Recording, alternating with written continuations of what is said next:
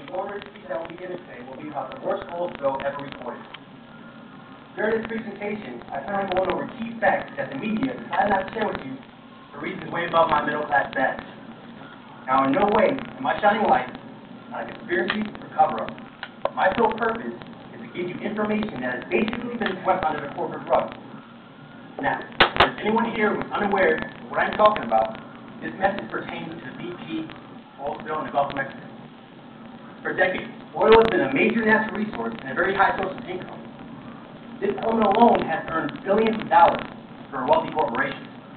Now, the Gulf of Mexico is located off the Louisiana coastline. Its ecosystem produces massive amounts of sea life, creating jobs, income for crabbing and fishing industries, and basically a way of life for these coastal states.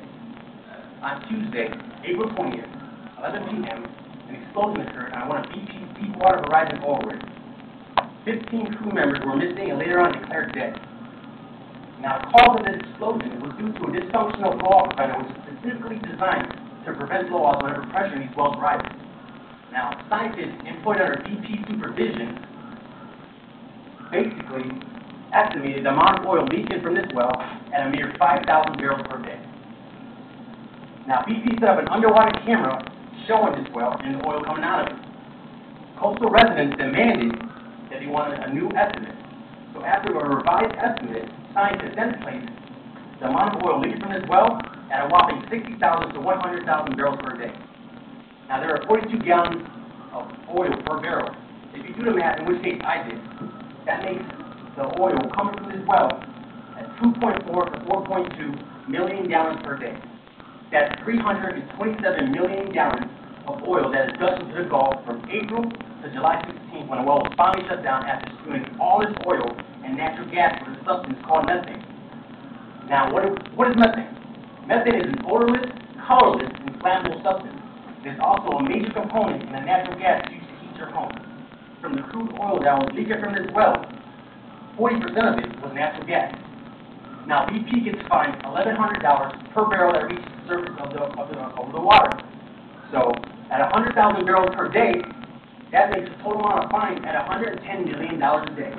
And in 3 months, it expands to billions easily. So this is where corporate greed comes into play.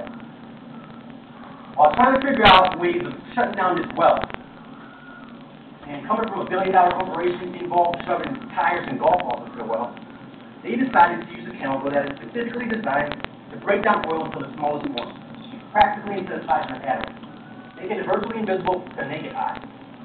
This chemical is called Corexit. So what do we know about Corexit? Corexit is a product line of solvents primarily used as a dispersant to break down oil.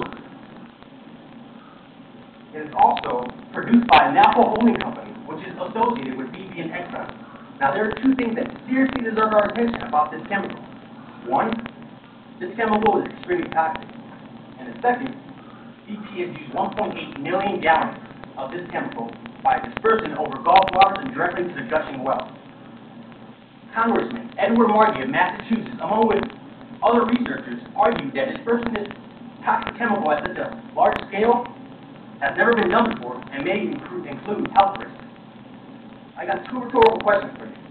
The first one, what do you think will happen when crabs and fish ingest this oil mixed with the chemical? The second one, most importantly, what do you think will happen when humans are exposed to this oil mixed with the chemical Corexit? Well, I'll tell you what has happened. BP hired coastal residents as a part of the operation to clean up the beaches. The first week, there's already reports of nausea and headache. Till this day, crabs and oyster larvae had traces of oil into it. That's been swept under the rug. During this presentation, I've attempted to condense an hour-long subject into a 5-minute briefing. Just by making you aware of the magnitude of this major oil spill.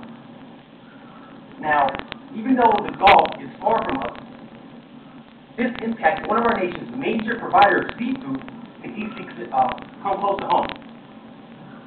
So, I ask you to keep an open mind. When you hear about major disasters such as this oil spill and the oil spill in China, which I'm sure none of you probably heard, maybe most.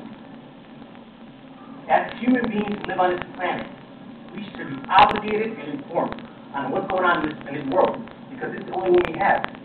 Now, I thank you for your time, and I ask you to please enjoy the rest of the presentation and give me your undivided attention.